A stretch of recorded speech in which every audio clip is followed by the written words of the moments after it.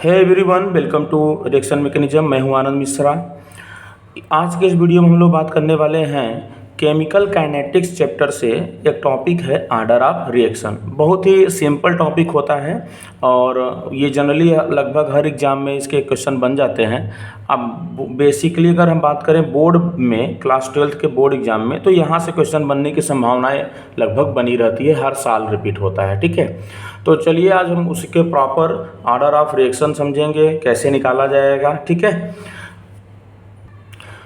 तो order of reaction होता क्या है। ठीक है, it is defined as the sum of the power of concentration of reactant in the rate law expression is called order of reaction. ठीक है, कि कह रहा है कि रेट लॉ एक्सप्रेशन के अकॉर्डिंग, ठीक है, जो कॉन्सेंट्रेशन रहेगा उस कॉन्सेंट्रेशन के पावर जो भी कुछ रहेगा उस पावर, तो कॉन्सेंट्रेशन किसका है, रिएक्टेंट का, तो रिएक्टेंट के पावर जो रहेंगे उनके सम को क्या बोलेंगे हम लोग, ठीक है, आर्डर बोलेंगे। क्या बोलेंगे, आर्डर।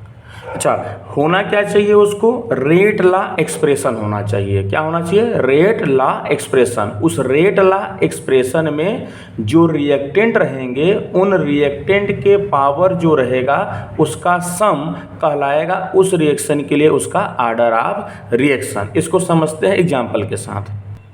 जैसे कि let us consider a rate law expression. कोई एक रिएक्शन है जिसका रेट लॉ क्या आ रहा है, रेट इक्वल टू हो रहा है के ए के पावर एक्स।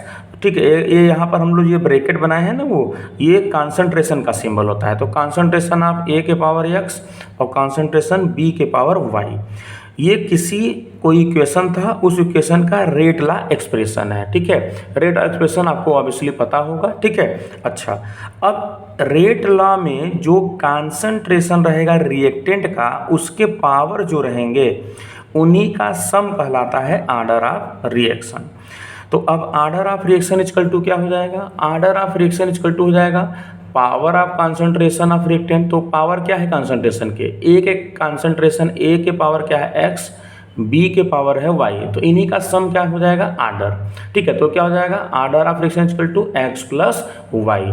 बहुत ही इजी है। ठीक है, हम इसके कुछ इंपॉर्टेंट एग्जांपल लेते हैं और आगे बढ़ते हैं। जनरली ऑर्डर ऑफ रिएक्शन को हम स्मॉल एन से भी रिप्रेजेंट करते हैं। ठीक है, जैसे कि एक कोई इक्वेशन है जिसका रेट लॉ एक्सप्रेशन है, रेट इक्वल टू क्या है, के, कॉन्सेंट्रेशन ए के पावर है 1/2, कॉन्सेंट्रेशन बी के पावर है आपका 3/2।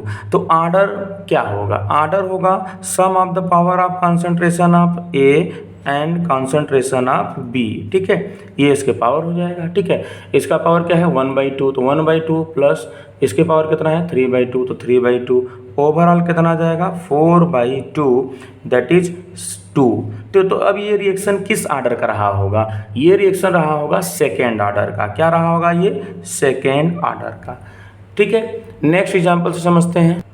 ठीक है, ये मान लेते हैं कोई रिएक्शन रहा जिसका रेट लॉ एक्सप्रेशन दिया हुआ है, रेट इक्वल टू के ए के पावर 3/2, ठीक है, कॉन्सेंट्रेशन बी के पावर -1। तो अब ऑर्डर क्या होगा, ऑर्डर होगा जो कॉन्सेंट रिएक्टेंट हैं ए और बी, इनके पावर, इनके कॉन्सेंट्रेशन के पावर जो रहेगा उसका सम हो जाएगा। तो इसका मतलब क्या है कि 3/2 -1। ठीक है भाई, सम करेंगे तो प्लस की जगह पे माइनस आ जाएगा यहाँ पर। ठीक है, क्योंकि माइनस है। तो अब इक्वल टू हमारा कितना जाएगा 3 - 2/2 इक्वल टू क्या हो जाएगा 1/2। तो ये कौन से ऑर्डर का हो गया, ये हुआ आपका हाफ ऑर्डर। कौन सा ऑर्डर का हुआ, हाफ ऑर्डर, 1/2 ऑर्डर का। ठीक है, नेक्स्ट हमारा है एक रेट लॉ एक्सप्रेशन है। ठीक है, नाइट्रोजन डाइऑक्साइड और फ्लोरीन रिएक्शन हुआ होगा उसका।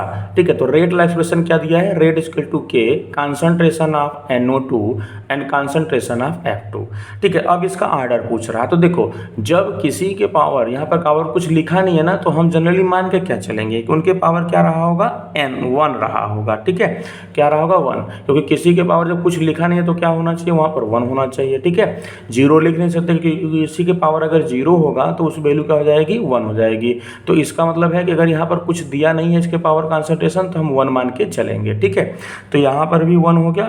बेसिकली वो मैथ का कॉन्सेप्ट होता है, आप जानते भी होंगे। ठीक है, तो इसका 1 मान के चलें, इसका भी 1 होगा। ठीक है, तो टोटल हो जाएगा कितना 2। तो ये हमारा किस ऑर्डर का रहा है, सेकेंड ऑर्डर का। ठीक है, ठीक है। अब कुछ चीज़ें यहाँ पर आपको याद करनी है, समझनी है चीज़ों को, कि जैसे हमने यहाँ पर देखा कि ये आपका फ्रैक्शनल भी आ सकता है, ठीक है, एक नंबर पॉजिटिव नंबर भी आ सकता है। तो उस हिसाब से हम कह सकते हैं कि order is an experimentally determined quantity.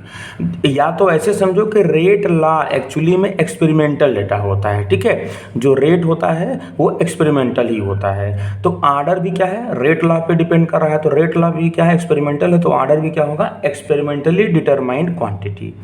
It may be equal to 0, positive, negative, fractional and greater than 3।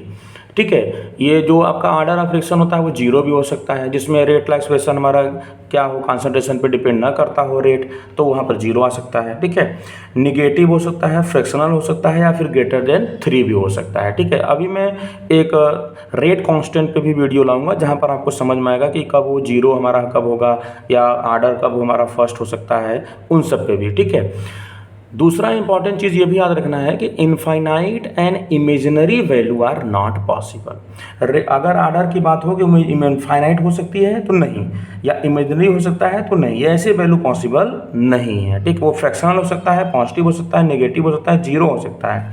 ठीक है, लेकिन वो इनफाइनाइट और इमेजिनरी वैल्यू उसका पॉसिबल नहीं है। तो आई होप कि आपको समझ में आया होगा कि ऑर्डर ऑफ फ्रैक्शन है, ठीक है, क्या होता है, कैसे हम इसको फाइंड आउट करते हैं। ये आपका बहुत ही इजी टॉपिक होता है और आपको लगभग हर बार एग्जाम में मिल ही जाते हैं।